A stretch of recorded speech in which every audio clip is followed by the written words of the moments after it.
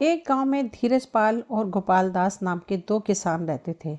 दोनों बहुत ही अच्छे मित्र थे। धीरज पाल एक धनी आदमी था, जबकि गोपाल दास साधारण आदमी था। उन्होंने बहुत ही लंबे समय से बद्रीनाथ की यात्रा करने का निश्चय कर रखा था। धीरज पाल बड़ा ही सुशील, साहसी और दृढ़ आदमी था। 2 बार गांव का चौधरी रहकर उसने बड़ा अच्छा काम किया था। उसके 2 लड़के और एक पोता था। उसकी उम्र लगभग 60 वर्ष की थी, परंतु देखने में वह कम उम्र का लगता था। गोपाल दास का एक प्रसन्न, दयालु और मिलनसार आदमी था। उसके 2 पुत्र थे। एक घर में था और दूसरा बाहर नौकरी पर गया हुआ था। वह खुद घर में बैठा बढ़ई का काम करता था। बद्रीनाथ की यात्रा का संकल्प किए हुए उन्हें बहुत ही दिन हो चुके थे। धीरज पाल को छुट्टी ही नहीं मिलती थी। एक काम समाप्त हो गया तो दूसरा आकर उसे घेर लेता था। पहले पोते का ब्याह करना था, फिर छोटे लड़के का गोना आ गया। इसके बाद मकान बनाना भी शुरू हो गया। एक दिन दोनों मित्र बैठे हुए बातें कर रहे थे। गोपाल दास ने कहा, क्यों भाई, अब यात्रा करने का विचार कब है? धीरज पाल ने कहा, जरा ठहरो भाई, ये साल कुछ ठीक नहीं रहा। मैंने समझा कि मकान तैयार हो जाएगा। 300 रुपये लग चुके हैं। दिल्ली अभी दूर है, अगले साल चलेंगे। गोपाल बोला, शुभ कार्य में देरी करना अच्छा नहीं होता। मेरे विचार में तो तुरंत चल देना ही उचित है। दिन बहुत ही अच्छे हैं। धीरज पाल ने कहा, दिन तो अच्छे हैं, पर मकान का क्या करूं? इसे किस पर छोड़ूं? गोपाल ने पूछा। क्या कोई संभालने वाला नहीं? बड़े लड़के को सौंप दो, धीरज पाल ने कहा। उसका क्या भरोसा? यह सुनकर गोपाल ने कहा, वाह वाह, बताओ तो भला, मरने पर भी कौन संभालेगा? इससे तो अच्छा यह है कि जीते जी संभाल ले और तुम सुख से जीवन व्यतीत करो। धीरज पाल ने कहा, बात तो तुम्हारी सच है, पर किसी काम में हाथ लगाकर उसे पूरा करने की इच्छा सभी की होती है। गोपाल दास ने कहा, काम कभी पूरा नहीं होता, कुछ ना कुछ कसर रह ही जाती है। कल की बात है, रामनवमी के लिए स्त्रियां कई दिन से तैयारी कर रही थी। कहीं लिपाई होती थी, कहीं आटा पीसा जाता था। इतने में रामनवमी आ पहुंची। बहू बोली, परमेश्वर की बड़ी कृपा है कि त्योहार बिना बुलाए ही आ जाते हैं, नहीं तो हम अपनी तैयारी करते ही रह जाएंगे। धीरज पाल ने कहा, परंतु एक बात और है, इस मकान पर मेरा बहुत सा रुपया खर्च हो चुका है और इस समय रुपये की तंगी है। यात्रा पर जाने के लिए अच्छे खासे रुपए चाहिए, नहीं तो यात्रा कैसे होगी? गोपाल ने हंसते हुए कहा, जो जितना धनवान होता है वह उतना ही कंगाल होता है। तुम और रुपयों की चिंता जाने दो। मैं सच कहता हूँ, इस समय मेरे पास एक भी रुपया नहीं है, परंतु जब चलने का निश्चय हो जाएगा तो रुपया भी कहीं ना कहीं से अवश्य ही आ जाएगा। बस ये बताओ कि चलना कब है? धीरज पाल ने कहा, तुमने रुपए जोड़ रखे होंगे, नहीं तो कहाँ से आ जाएंगे? बताओ तो सही। गोपाल दास ने कहा, कुछ घर में से कुछ माल बेचकर पड़ोसी कुछ चौखट आदि मोल लेना चाहता है, उसे सस्ते में दे दूंगा। धीरज पाल ने कहा, सस्ता माल बेचकर पछताना पड़ेगा। गोपाल दास ने कहा, मैं सिवाय पाप के किसी और भी बात पर नहीं पछताता हूँ। आत्मा से बड़ी कोई चीज ही क्या? धीरज पाल ने कहा, यह सब तो ठीक है, परंतु घर के काम काज बिसारना भी ठीक नहीं है। इतने में गोपाल दास ने कहा, और आत्मा को बिसारना तो और भी बुरा है। गोपाल दास ने कहा, जब कोई बात मन में ठान ली जाए तो उसे पूरी किए नहीं छोड़ना चाहिए। इन सब चर्चाओं के बाद अंत में यात्रा पर चलने का निश्चय हो गया। 4 दिन बाद जब विदाई का समय आया तो धीरज पाल बड़े लड़के को समझाने लगा कि मकान की छत को इस प्रकार से ढालना, भूसी बखार में इस प्रकार से जमा करना, मंडी में जाकर अनाज इस प्रकार से बेचना, रुपये संभाल कर रखना, ऐसा ना हो कि खो जाए। घर का प्रबंध ऐसा करना कि किसी प्रकार की हानि ना होने पाए। उसका समझाना समाप्त ही नहीं होता था। इसके विपरीत गोपाल दास ने अपनी पत्नी से केवल इतना ही कहा कि तुम समझदार हो, सावधानी से काम करती रहना। गोपाल दास ने घर से प्रसन्न होकर बाहर निकला और गांव छोड़ते ही वह घर के सारे बखेड़े भूल गया। अपने साथी को प्रसन्न रखना और सुखपूर्वक यात्रा कर लौट आना, अब यही उसका उद्देश्य था। रास्ते भर चलते चलते वह ईश्वर का कोई भजन गाता जाता था या किसी महापुरुष की कथा सुनाता था। सड़क पर अथवा धर्मशाला में जिस किसी से भी भेंट हो जाती, उससे बड़ी ही विनम्रता से बात करता। धीरज पाल भी चुपचाप चल तो रहा था, परंतु उसका मन व्याकुल था। उसे सदैव घर की चिंता लगी रहती थी कि लड़का अनजान है, भगवान जाने क्या कर बैठे, कहीं कोई बात ना भूल जाए। वह सोचता कि मकान की छत पड़ी होगी या नहीं। यह सब विचार उसे हरदम घेरे रहते थे, यहाँ तक कि कभी कभी लौट जाने का भी मन करता था। चलते चलते 1 महीना बीत गया। वह एक पहाड़ी गांव में पहुंचे। पहाड़ी लोग बड़े ही अतिथि सेवक होते हैं। अब तक वह खरीद कर भोजन खाते थे, अब उनकी खातिरदारी होने लगी। आगे चलकर वह एक ऐसे गांव में पहुंचे जहां पर अकाल पड़ा हुआ था। खेत सूख गए थे, अनाज का एक दाना भी नहीं उग रहा था। धनवान लोग कंगाल हो गए थे और निर्धन लोग उस गांव को छोड़कर भीख मांगने बाहर चले गए थे। यहाँ उन्हें कुछ कष्ट हुआ, अन्न कम मिलता था और भी महंगा पड़ता था। रात को उन्होंने एक जगह पर विश्राम किया। अगले दिन चलते चलते एक गांव मिला। गांव के बाहर एक झोपड़ी थी। गोपाल दास थक गया था, बोला मुझे प्यास लगी है, तुम चलो, मैं इस झोपड़ी से पानी पीकर अभी तुम्हें आकर मिलता हूँ। धीरज पाल बोला, अच्छा पियाओ, मैं धीरे धीरे आगे चलता हूँ। झोपड़ी के पास जाकर गोपाल ने देखा कि वहां पर एक आदमी बैठा हुआ था। गोपाल ने उससे पानी मांगा, उसने कोई उत्तर नहीं दिया। गोपाल ने समझा कि यह कोई बीमार होगा। नजदीक जाने पर झोपड़ी के भीतर एक लड़के के रोने की आवाज सुनाई दी। घर के किवाड़ खुले थे। वह भीतर चला गया। उसने देखा वहां पर एक बुढ़िया धरती पर बैठी थी। पास में ही भूख का मारा एक बालक बैठा रोटी रोटी पुकार रहा था। चूल्हे के पास एक औरत तड़प रही थी। उसकी आंखें बंद थी और कंठ रुका हुआ था। गोपाल को देखकर बुढ़िया ने पूछा, तुम कौन हो, तुम्हें क्या चाहिए? हमारे पास कुछ नहीं है। गोपाल ने कहा, मुझे प्यास लगी है, मुझे पानी चाहिए। बुढ़िया ने कहा, यहाँ ना बर्तन है ना कोई लाने वाला, यहाँ कुछ नहीं है, जाओ अपनी राह लो। गोपाल ने पूछा, क्या तुम में से कोई उस औरत की सेवा नहीं कर सकता? बुढ़िया ने कहा, कोई नहीं कर सकता, बाहर मेरा लड़का भूख से मर रहा है, यहाँ हम भी भूख से मर रहे हैं। ये बातें हो ही रही थी कि तभी बाहर से वह आदमी गिरता पड़ता भीतर आया और बोला, समय और रोग दोनों ने ही हमें मार डाला। यह बालक कई दिन से भूखा है, पर क्या करूं? यह कहते हुए वो रोने लगा और उसकी हिचकी बंद गई। गोपाल दास ने तुरंत अपने थैली में से रोटी निकालकर उनके आगे रख दी। तब बुढ़िया बोली, इनके कंठ सूख गए हैं, बाहर से पानी ले आओ। उसकी बात सुनकर गोपाल बुढ़िया से कुएं का पता पूछकर बाहर गया और पानी ले आया। सबने रोटी खाकर पानी पिया, परंतु चूल्हे के पास पड़ी वह औरत अभी भी तड़प रही थी। गोपाल गांव में जाकर कुछ दाल चावल मोल खरीद कर ले आया और खिचड़ी पकाकर सबको खिलाई। तब बुढ़िया बोली, भाई क्या सुनाऊं, निर्धन तो हम पहले से ही थे, उस पर यह अकाल पड़ गया, हमारी और भी दुर्गति हो गई। पहले पहले तो पड़ोसी अन्न उधार देते रहे, परंतु वे भी क्या करते, वे जब खुद ही भूखे मरने लगे तब हमें कहाँ से देते। उस आदमी ने कहा, मैं मजूरी करने निकला, 2-3 दिन तो कुछ न कुछ मिलता रहा, परंतु फिर किसी ने मुझे नौकरी पर ना रखा। बुढ़िया और मेरे बच्चे भी भीख मांगने लगे। अन्न का अकाल था, कोई भीख भी ना देता था। मैंने बहुत प्रयत्न किया, परंतु कुछ ना बन सका। भूख के मारे हम सब घास खाने लगे। इसी कारण यह मेरी स्त्री चूल्हे के पास पड़ी तड़प रही है। बुढ़िया ने कहा, पहले कई दिनों तक मैं चल फिर कुछ धंधा कर लेती थी, परंतु कहाँ तक करूं, भूख और रोग ने जान ले ली है। यह जो भी हाल है तुम अपने नेत्रों से देख ही रहे हो। उनकी व्यथा सुनकर गोपाल दास ने विचार किया कि आज की रात यहीं पर रहना उचित है, साथ ही से कल मिल लेंगे। अगली सुबह उठकर वह गांव में गया और खाने पीने का कुछ सामान लेकर आया। घर में कुछ भी नहीं था। गोपाल दास वहां पर ठहर कर सब तरह के काम करने लगा, मानो वह उसका ही घर था। 2-3 दिन बाद सब चलने फिरने लगे और बीमार स्त्री उठकर बैठ गई। चौथे दिन एकादशी थी। गोपाल ने विचार किया कि आज शाम को इन सबके साथ बैठकर फलाहार करके कल सुबह चला जाऊंगा। उसने गांव में जाकर दूध फल और सारी सामग्री लाकर बुढ़िया को दे दी और खुद पूजा पाठ करने के लिए मंदिर में चला गया। उन दोनों ने अपनी जमीन एक जमींदार के पास गिरवी रख कर अकाल के समय अपना निर्वाह किया था। गोपाल जब मंदिर गया तब वह किसान युवक जमींदार के पास पहुंचा और विनय पूर्वक बोला, चौधरी जी, इस समय रुपये देकर खेत छुड़ाना मेरे बस की बात नहीं है। यदि आप इस चौमासे में मुझे खेत बोने की आज्ञा दें तो मजदूरी मेहनत करके अपना ऋण चुका सकता हूँ। परंतु चौधरी कहाँ मानने वाला था। वह बोला, बिना रुपये दिए खेत नहीं बो सकते, जाओ अपना काम करो। वह युवक निराश होकर लौट आया। इतने में गोपाल भी वहां पर पहुंच गया। जमींदार की बात सुनकर वह मन में विचार करने लगा कि जब यह जमींदार खेत बोने को नहीं देता तो इन किसानों की प्राण रक्षा कौन करेगा। यदि मैं इन लोगों को छोड़कर चल दिया तो यह सब काल के ग्रास बन जाएंगे, इसलिए मैं कल नहीं परसों जाऊंगा।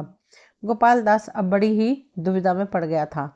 न रहते बनता था और न ही जाते बनता था। रात को वह पड़ा पड़ा सोचने लगा कि यह तो अच्छा बखेड़ा फैला है, पहले अन्न पानी और अब खेत छुड़ाना, फिर गाय और बैलों की जोड़ी मोल लेनी पड़ेगी। गोपाल दास तुम किस जंजाल में फंस गए। जी चाहता था कि वह उन्हें ऐसे ही छोड़कर चल दे, परंतु दया उसे जाने नहीं देती थी।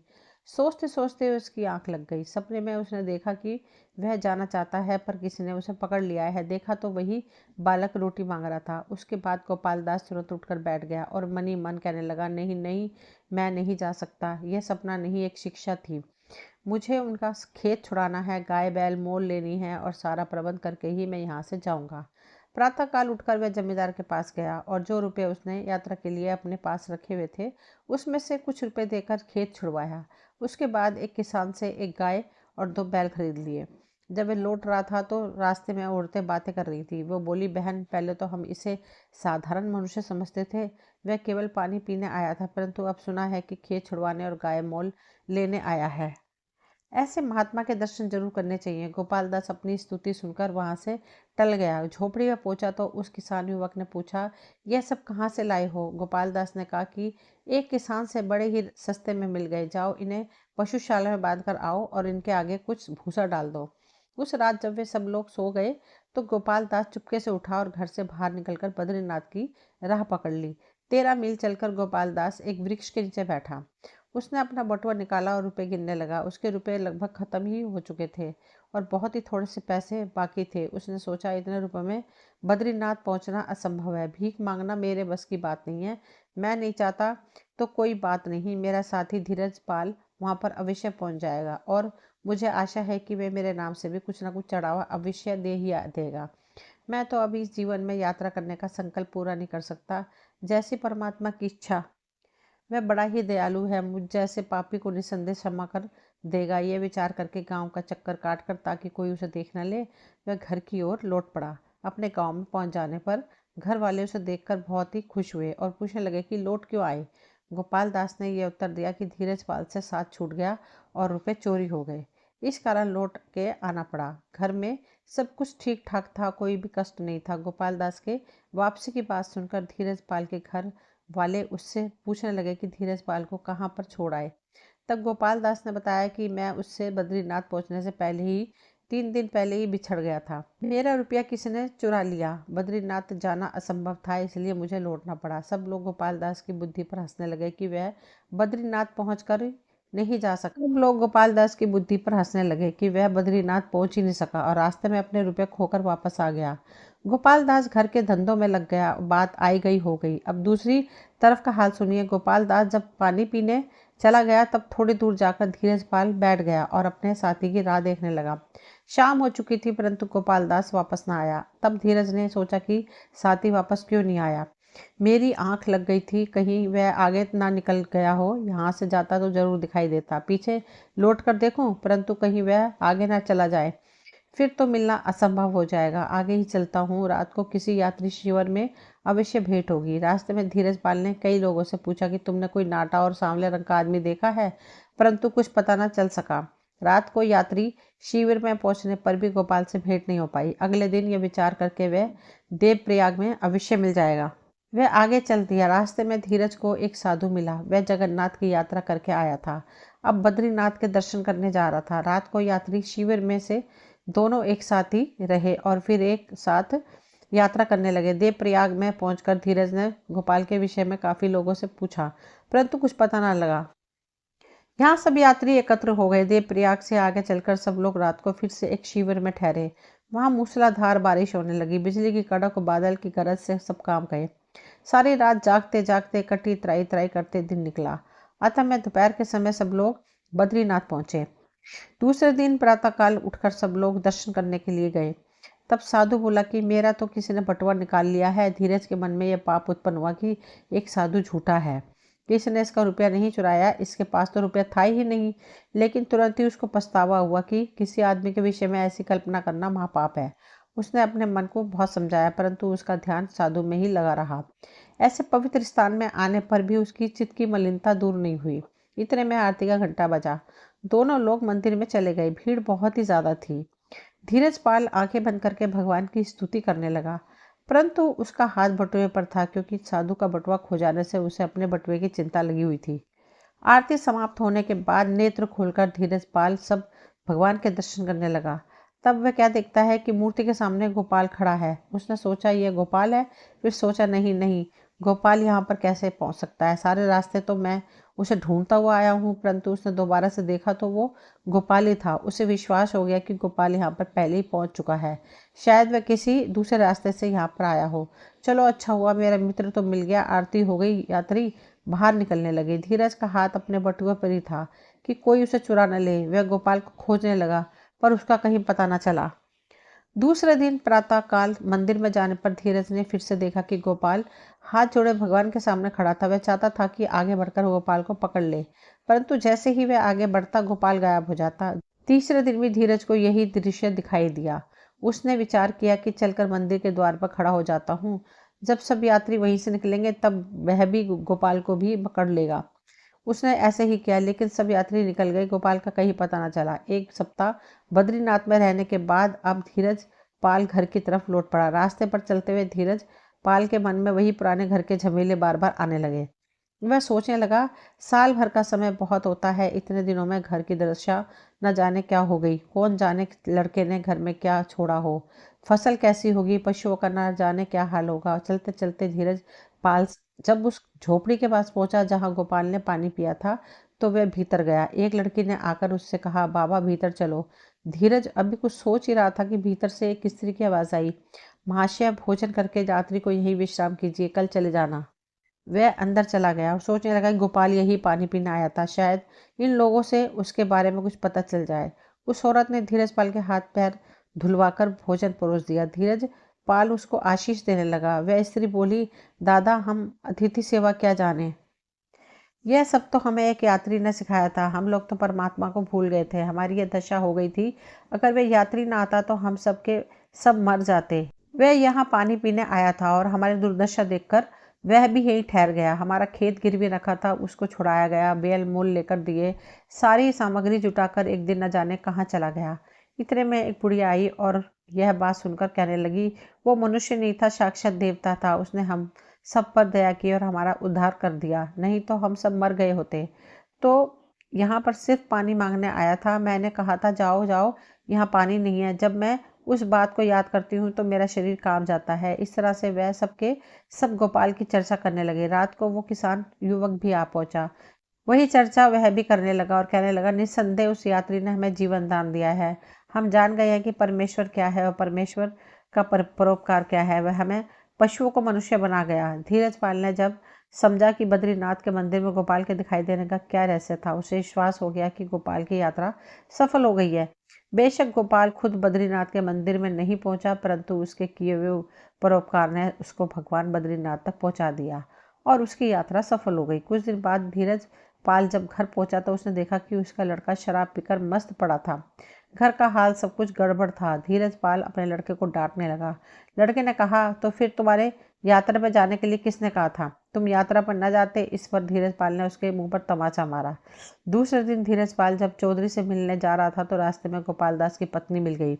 उसने कहा, भाई जी कुशल से तो हो, बद्रीनाथ से कब आए। धीरज पाल ने कहा, हाँ अभी कल ही आया हूँ। गोपाल दास मुझसे रास्ते में बिछड़ गए थे, कहो वह कुशल तो पहुंच गया ना। गोपाल की पत्नी ने कहा, उन्हें यहाँ पर आए हुए तो कई महीने बीत गए हैं, उनके बिना हम सब उदास रहते थे।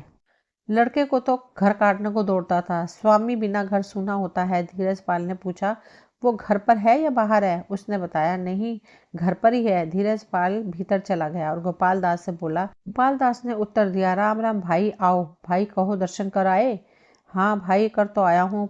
मैं यह नहीं कह सकता कि मेरी यात्रा सफल हुई या नहीं।